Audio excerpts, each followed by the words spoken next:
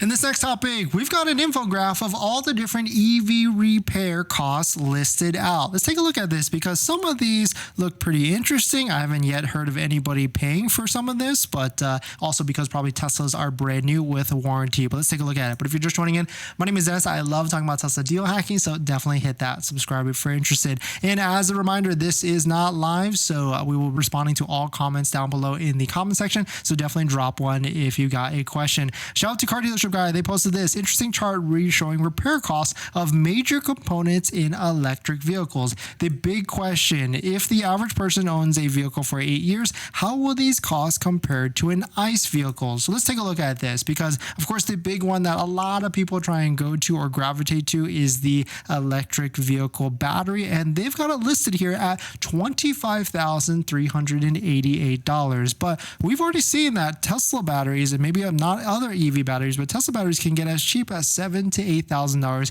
for replacement. But some of these other costs seems to get pretty interesting. I've yet to hear of some of these other items being replaced on Tesla vehicles, but maybe that's because a lot of Tesla vehicles haven't really gone past like the 200, 300,000 mile threshold. But still really interesting to see all these different things. But just like any vehicle, there could be repair costs if these things start to break down in the future, but still really good, interesting to see what the different costs may be. But let me know what your thoughts on it. Let me know what you're thinking. Just a quick topic on this thing. I thought this was interesting so that you guys can see as well with how much cost different items on the electric vehicle could be. And so that's why personally I've never really wanted to own any vehicle or the electric vehicle even included without a warranty, because I just don't want to deal with any sort of headache, and warranties have really been good to me in the past and hopefully in the future as well. But definitely some pretty interesting stuff. Let me know what your thoughts on it.